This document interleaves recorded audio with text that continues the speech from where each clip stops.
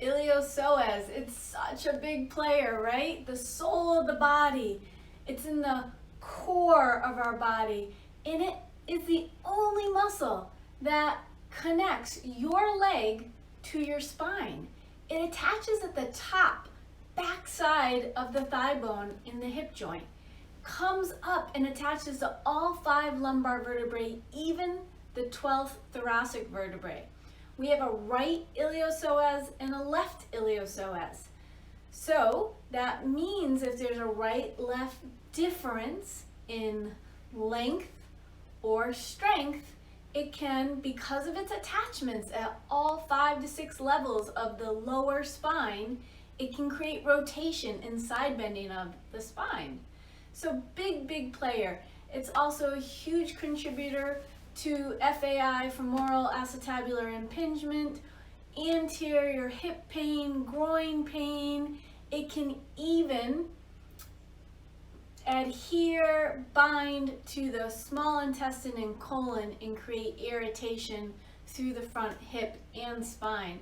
So iliopsoas is a big player, and I'm standing kind of far away from you in a door jamb, because this is how we are going to eccentrically lengthen and simultaneously activate and isolate iliopsoas for a lengthening, strengthening exercise.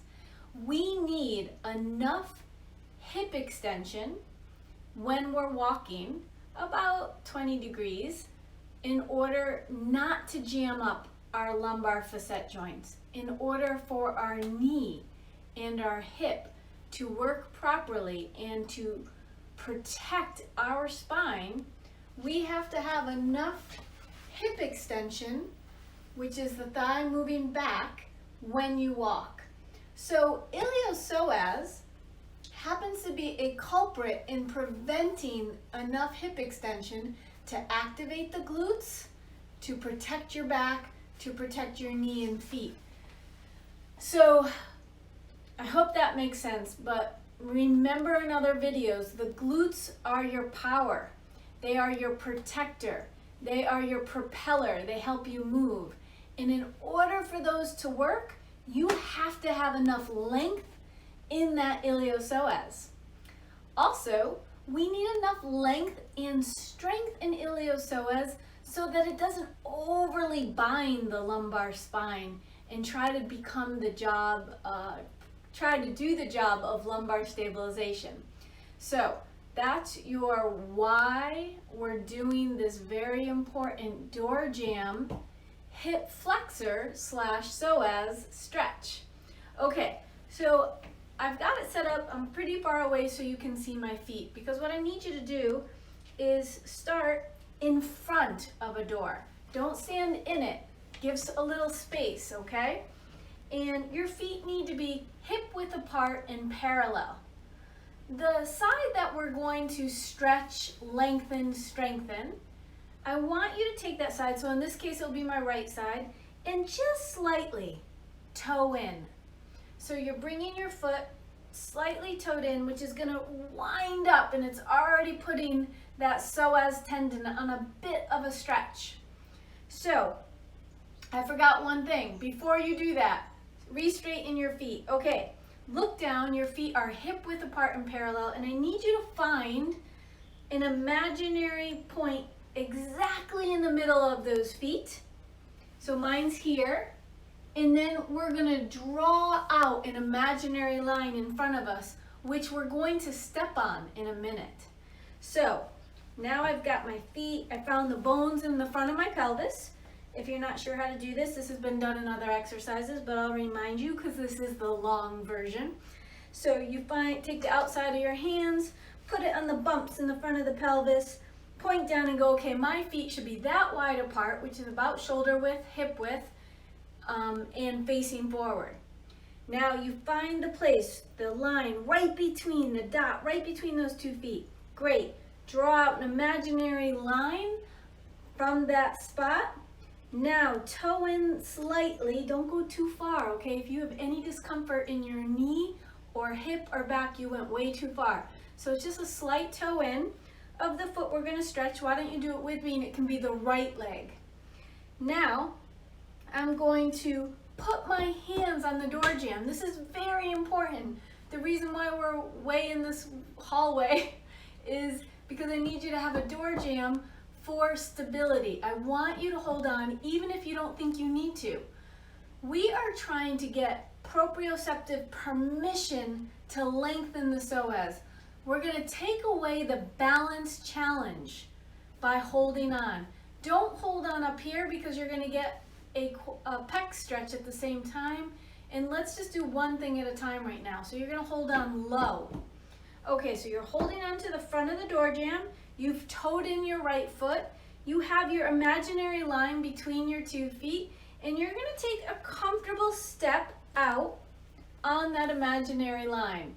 Your front foot, your left foot should be facing forward, not toed in, not toed out, exactly straight. Your hands can drop and keep on the door jamb. That's your balance. Now, next thing I want you to do is come up as tall as you can, lengthening from the base of your spine to the crown of the head. Remember, the back of the head just slightly floats up. Neck releases, head moves forward and up. Another way of thinking of that is your chin is parallel to the floor. Your neck is soft. Your shoulders are moving away from one another towards opposite sides of the room. So they're not up or forward, they're back and down.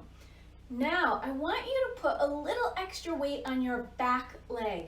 So right now, I have about 80% of my weight on my right back leg, 20% on my front leg. Straighten both knees. Get them really, really straight. You're staying up tall. Your heart center is lifted. You've got weight on that back leg. Keep your heel down at all times on the right back leg. Great. Now, slightly bend your front knee only. Don't bend your back knee. Keep it locked straight, okay? That's so important. The front knee is bent just slightly. You're staying up tall.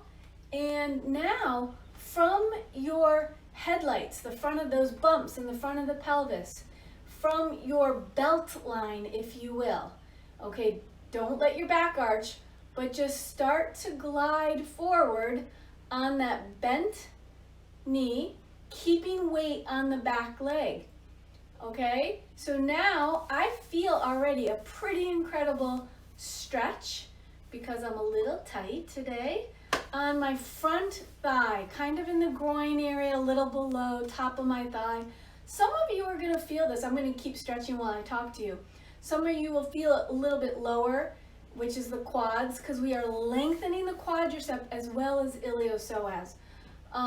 But your chest stays up, your heart center, we like to call this our heart, up, up, up. Okay, stay tall. And you're keeping weight on the back leg. It's not shifting forward, putting your weight on the front leg. It's not that. It's weight on the back leg and just a gentle glide from the pelvis or the hips forward until you feel that pull in the top of your back thigh. I think you got it. Now listen, keep more weight on that back leg. Do not transfer your weight to the front leg. That's one. Number two, shoulders should be soft. Neck should be soft and relaxed. That's great. Number three, your core could be slightly engaged. Belly button goes in and up. How tall can you be in this? Even just that intention of lengthening, and I feel this a little bit more in the front of my hip or my top of my pocket. You're gonna keep holding on to the door jamb, and this is a long stretch. We want ultimately over 2 minutes. So I'm gonna ask you to hold it for about 45 seconds to 60 seconds, a whole minute. And then if you need a break, you can come back and then you can come forward again. Now, couple issues. You're not allowed to arch your back. So now I have to turn so you can see what I mean.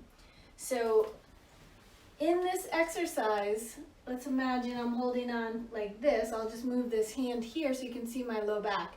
When I come up tall, when I come forward, my spine has to stay straight. Don't let your back arch. Don't get floppy in your pelvis or core. So no lumbar, low back extension, overextension, arching, right? You're gonna keep your spine as tall, straight, and then come forward as a whole.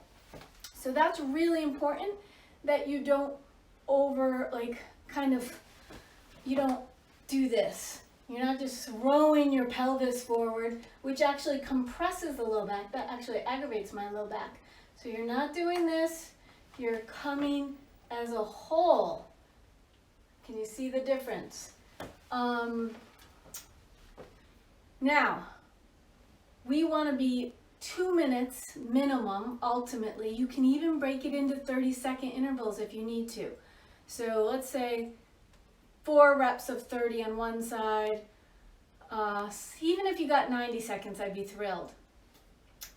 However, some of you know that one side of your psoas is tighter than the other. And maybe you've done a personal assessment with me and we've run through that. Just remember, if one side is a lot tighter, I'm not saying painful, I'm saying tighter, which is the Thomas test from the table. The Thomas hip flexor stretch is also a test. So hopefully you saw that video first. And if one side does not drop down as far as the other, then you want to do an extra repetition or 2 on the tighter side, because the whole goal of this is to get that right and left psoas even in their length and strength, so we don't have that torsion through the spine. The other goal of this, of course, too, is to have enough hip extension that when we walk, we're not inadvertently, unconsciously jamming our lumbar joints. You won't even know you're doing it, but it's a cause of degenerative joint disease, osteoarthritis, spondylosis. All those names for wear and tear in your spine can come from this tightness. So obviously this is a big exercise, right? So we need enough length. If you don't have it, you could be jamming up that spine and not even knowing it. Now here's the beauty of this exercise. I know it's a long one, hang in there with me. When you're in this position in front of the door jamb, you toe in, you found your imaginary line between your feet, and you step forward. You're holding on, your heart center is lifted, you're as tall as you can be, but your chin is parallel with the ground. Shoulders are dropped. Great. As you bend the front knee only, you keep the back leg super straight. A bunch of you right now, your back leg is not locked. It's hyperextended. It's got to be completely straight, or you let this guy off the hook, okay? So back leg completely locked, and as you come forward, as a unit, your whole body comes forward, keeping weight on your back leg. Some of you are going to feel this in the calf, which is an actual gastroc stretch. Now here's the great thing.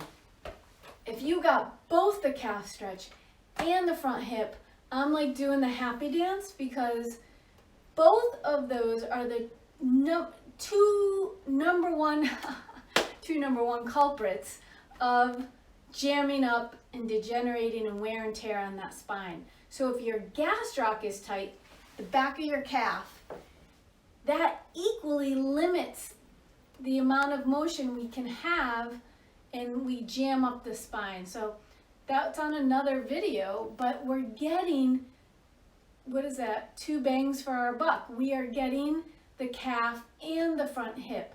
Some of you will only feel the front hip. Some of you will only feel the calf. You're getting them both, hallelujah. So if you feel it in both, celebrate. If you only feel it in one area, celebrate, keep doing it.